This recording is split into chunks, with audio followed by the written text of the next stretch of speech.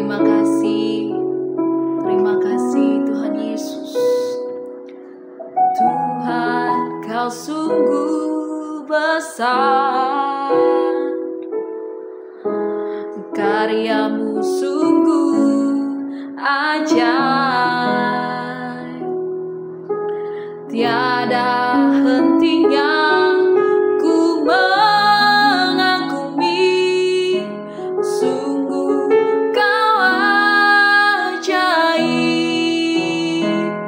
Ku mau selalu bersyukur kepadamu Tuhan, anugerah-Mu mempesonaku, selalu dan selalu Kau angkat hatiku, Kau membuatku berharga di mata-Mu.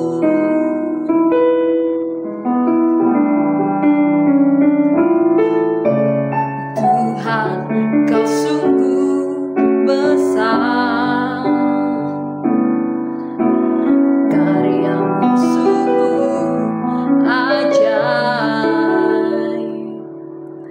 tiada hentinya ku mengagumi, sungguh Kau ajaib.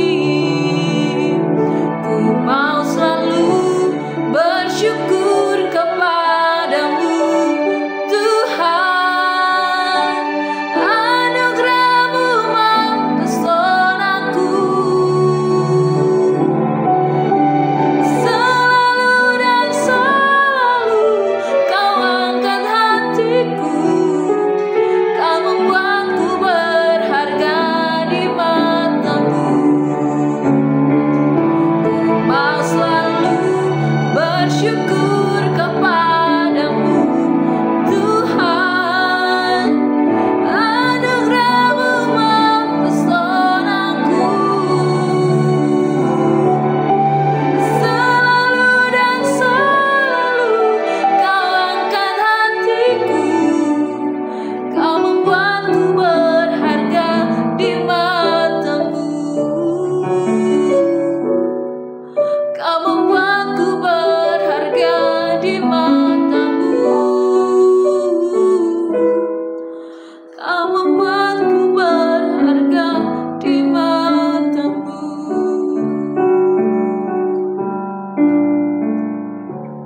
Terima kasih Tuhan Yesus, Engkau menjadikan setiap kami berharga di mata Tuhan. Terima kasih Tuhan Yesus untuk kesempatan hari ini. Terima kasih kami boleh menikmati hari ini dengan sukacita yang dari Tuhan, menikmati hari ini dengan berkat-berkat yang dari Tuhan. Terima kasih Tuhan Yesus. Terima kasih. Ajar kami Tuhan lewat renungan firman Tuhan hari ini. Biar setiap kami boleh menerima rema yang baru untuk kami pakai di dalam kehidupan kami ya Tuhan. Terima kasih Tuhan Yesus, bersabdalah karena kami sudah siap. Dalam nama Yesus, haleluya. Amin. Shalom Bapak Ibu dan Saudara-saudari, kita berjumpa kembali di dalam Perenungan Intim dengan Allah, yang pada kesempatan ini akan membahas mengenai berlindung pada Allah. Firman Tuhan yang akan kita pelajari bersama terdapat pada Yeremia 29, ayatnya yang ke-10 sampai dengan ayatnya yang ke-14. Berikut adalah firman Tuhan dalam Yeremia 29, ayatnya yang ke-10 sampai dengan ayatnya yang ke-14. Sebab beginilah firman Tuhan. Apabila telah genap 70 tahun bagi Babel, barulah aku memperhatikan kamu. Aku akan menepati janjiku itu kepadamu dengan mengembalikan kamu ke tempat ini. Sebab aku ini mengetahui rancangan-rancangan apa yang ada padaku mengenai kamu, demikianlah firman Tuhan, yaitu rancangan damai sejahtera dan bukan rancangan kecelakaan, untuk memberikan kepadamu hari depan yang penuh harapan. Dan apabila kamu berseru dan datang untuk berdoa kepadaku, maka aku akan mendengarkan kamu. Apabila kamu mencari aku, kamu akan menemukan aku. Apabila kamu menanyakan aku dengan segenap hati, aku akan memberi kamu menemukan aku. Demikianlah firman Tuhan. Dan aku akan memulihkan keadaanmu dan akan mengumpulkan kamu dari antara segala bangsa dan dari segala tempat kemana kamu telah kucerai-beraikan. Demikianlah firman Tuhan. Dan aku akan mengembalikan kamu ke tempat yang dari mana aku telah membuang kamu. Demikianlah pembacaan firman Tuhan. Berbahagialah kita yang percaya dan tekun melaksanakannya. Bapak, Ibu, dan Saudara-saudari, Yeremia 29 ayatnya ke-10 sampai dengan 14 sering dikutip sebagai janji pengharapan. Khususnya ayat ke-11 yang menyatakan rancangan damai sejahtera Allah. Namun teks ini tidak berdiri sendiri. Ia lahir di tengah konteks historis pembuangan ke Babel, suatu periode penderitaan yang panjang dan penuh krisis identitas yang dialami oleh bangsa Israel. Yeremia 29 ayat yang ke-10 sampai 14 menekankan bahwa Allah bukan hanya tempat perlindungan dari rasa bersalah, melainkan juga Allah yang sanggup membangun kembali kehidupan yang hancur.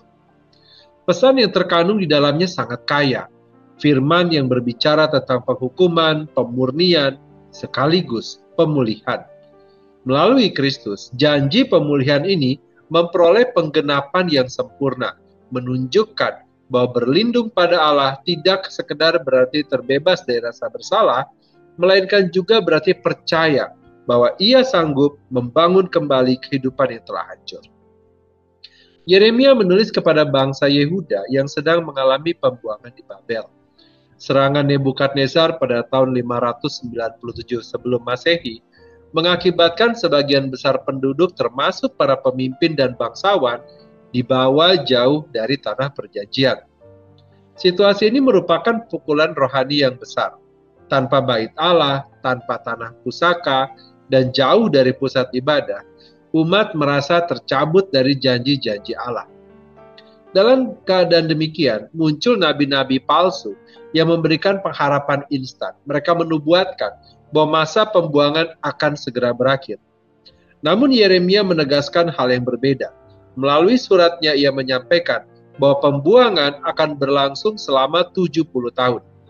Bangsa itu diminta untuk menetap, bekerja, menikah, dan bahkan mendoakan kesejahteraan kota di mana mereka dibuang. Yeremia 29 ayat 4-7. Bapak, Ibu, dan Saudara-saudari, pesan ini menegaskan bahwa pembuangan adalah bagian dari rencana Allah sendiri. Sebuah penghukuman yang adil karena ketidaksetiaan Israel. Namun penghukuman itu tidak bersifat final. Setelah masa yang ditetapkan menjadi genap, Allah berjanji untuk memulihkan umatnya. Firman Tuhan menegaskan, apabila telah genap 70 tahun bagi Babel, barulah aku memperhatikan kamu. Masa 70 tahun adalah lambang dari waktu yang penuh masa yang telah ditetapkan Allah. Hal ini menunjukkan bahwa seluruh sejarah, termasuk penderitaan umat, berada di bawah kendali Allah. Ayat 11 menuliskan, sebab aku ini mengetahui rancangan-rancangan apa yang ada padaku mengenai kamu. Rancangan Allah adalah shalom, suatu istilah yang melampaui sekedar kedamaian lahiriah, mencakup keutuhan hidup, kesejahteraan, dan hubungan yang benar dengan Allah. Hal ini menegaskan bahwa harapan sejati bukanlah sekedar kembali dari pembuangan, melainkan kembali kepada relasi yang benar dengan Allah. Dalam ayat 12 dan 13, kita dapat melihat adanya janji pemulihan yang disertai dengan panggilan untuk berseru, berdoa, dan mencari Allah dengan segenap hati. Hal ini menandakan pemulihan rohani. Allah menekankan kesungguhan hati, bukan ritual formalitas. Hal ini sejalan dengan karya Roh Kudus yang memperbaharui hati manusia. Bapak, Ibu, dan Saudara-saudari, Allah berfirman di dalam ayat 14, Aku akan memulihkan keadaanmu dan akan mengumpulkan kamu dari antara segala bangsa. Pemulihan ini meliputi dimensi historis, sosial, dan rohani. Allah sendiri bertindak mengembalikan umatnya. Janji ini menunjuk pada karya Kristus yang mengumpulkan umat dari segala bangsa, membebaskan dari pembuangan dosa, dan memulihkan relasi dengan Allah. Dari sini kita dapat melihat dengan jelas bahwa Allah adalah tempat perlindungan umatnya. Konsep perlindungan pada Allah memiliki dua dimensi. Yang pertama adalah berlindung dari rasa bersalah. Pembuangan adalah akibat dosa. Israel bersalah karena penyembahan berhala dan melawan hukum Allah. Namun Allah tidak membiarkan rasa bersalah itu menghancurkan mereka sepenuhnya. Ia memberikan janji pengampunan dan pemulihan. Bagi kita, hal ini digenapi secara sempurna dalam Kristus. Di dalam Dia, Allah bukan hanya menghapus dosa, tetapi juga melepaskan kita dari rasa bersalah. Dan yang kedua, berlindung untuk pemulihan hidup. Allah tidak berhenti pada pengampunan, Ia juga berjanji membangun kembali kehidupan umatnya. Pemulihan ini berlangsung melalui proses yang panjang, sebagaimana pembuangan yang harus dijalani sampai genap waktunya. Pemulihan yang Allah kerjakan bukan sekedar mengembalikan keadaan semula, melainkan menciptakan hidup yang baru yang lebih berakar pada kesetiaan kepadanya. Bapak, Ibu, dan saudara-saudari, Yeremia 29 ayat 10-14 sangat relevan bagi orang percaya pada segala zaman. Dalam perjalanan hidup, ada saat-saat di mana kita merasa berada dalam pembuangan, saat kegagalan, kehilangan, atau penderitaan. Dalam kondisi tersebut, firman ini mengingatkan bahwa Allah berdaulat penuh atas waktu. Tidak ada penderitaan yang berlangsung tanpa batas. Allah sudah menentukan masa dan tujuannya. Berlindung pada Allah berarti datang dengan pertobatan. Seperti umat Israel, dipanggil untuk mencari Allah dengan segenap hati, demikian pula kita, dipanggil untuk kembali kepadanya dengan hati yang tulus. Pemulihan adalah karya Allah. Kita tidak mampu memulihkan diri sendiri. Hanya Allah yang dapat membangun kembali hidup yang hancur. Dan Ia melakukannya dengan cara dan waktu yang sesuai dengan kehendaknya. Kristus adalah penggenapan janji ini. Melalui Kristus, kita memperoleh pengampunan dan pemulihan sejati. Dialah tempat perlindungan yang kokoh bagi hidup kita yang rapuh. Bapak, Ibu, dan saudara-saudara, Allah menyatakan bahwa Ia adalah tempat perlindungan yang sejati. Ia menghukum untuk memurnikan, tetapi Ia juga berjanji untuk memulihkan. Berlindung pada Allah berarti mempercayakan rasa bersalah kita kepadanya dan yakin bahwa Ia telah mengampuni di dalam Kristus. Berlindung pada Allah berarti percaya bahwa Ia sanggup membangun kembali kehidupan yang hancur. Pemulihan mungkin membutuhkan waktu, sebagaimana perjuangan yang berlangsung 70 tahun. Tetapi janji Allah pasti. Rancangannya adalah damai sejahtera, bukan kecelakaan. Dengan demikian orang percaya diajak untuk menaruh pengharapan pada Allah semata. Di dalam Dialah terdapat perlindungan yang sejati, pengampunan penuh, dan pemulihan yang kekal. Mari kita berdoa. Bapa yang baik, kami berterima kasih dan bersyukur kepada Tuhan untuk firman Tuhan dan renungan yang telah kami dengar pada hari ini, yang kembali mengingatkan kami bahwa Engkau adalah Allah yang setia. Engkau bukan hanya Allah yang menghukum demi keadilan-Mu, tetapi juga Allah yang memulihkan dengan kasih setia. Rancangan-Mu adalah damai sejahtera, bukan kecelakaan. Demikian pula dalam hidup kami di tengah pergumulan pekerjaan, keuangan, keluarga, dan kesehatan, kami percaya bahwa Engkau sedang bekerja. Kami berdoa khusus bagi anak-anak-Mu yang sedang mengalami pergumulan hidup. Berilah kepada mereka hikmat, kekuatan, dan jalan keluar. Bagi jemaat yang sakit, kiranya Engkau berikan penghiburan dan kesembuhan. Dan bagi mereka yang sedang berada di persimpangan hidup, genggamlah hati mereka, agar mereka memilih jalan yang benar, yang berkenan kepadamu. Ajarlah kami ya Tuhan, untuk bersabar dalam menantikan waktu-Mu, setia dalam doa, tekun dalam mencari Engkau dengan segenap hati, dan taat dalam menjalani kehidupan sehari-hari.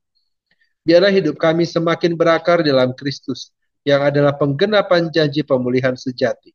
Kami percaya di dalam Engkau ada pengampunan penuh, pemulihan, dan pengharapan yang tidak pernah mengecewakan. Terima kasih Bapa. Kini kami kembali memohonkan kepada Tuhan, kiranya Engkau memberkati kami dengan segala kebaikan dari Allah Bapa, cinta kasih dari Tuhan Yesus Kristus, serta persekutuan dengan Allah Roh Kudus yang menyertai kami, sampai kedatangan Tuhan yang kedua kali menjemput setiap kami yang percaya. Terima kasih Bapa, di dalam nama Tuhan Yesus kami berdoa. Amin. Demikianlah pembacaan firman Tuhan dan perenungan intim dengan Allah pada kesempatan ini. Sampai bertemu kembali dalam perenungan intim dengan Allah berikutnya. Tuhan Yesus memberkati.